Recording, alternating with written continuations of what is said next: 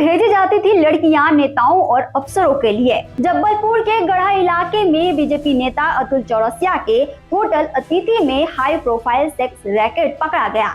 इस रैकेट में कोलकाता, असम, झारखंड और छत्तीसगढ़ से लड़कियां लाई जाती थी। लड़कियों को नेताओं और अफसरों तक पहुंचाया जाता था।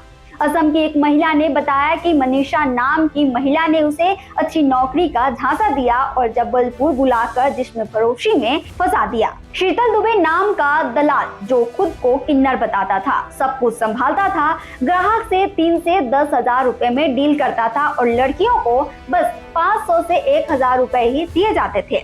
जब महिला ने काम करने से मना किया तो उसे होटल के कमरे में बंद करके पीटा गया। फिलहाल अतुल गिरफ्तार है और शीतल फरार है।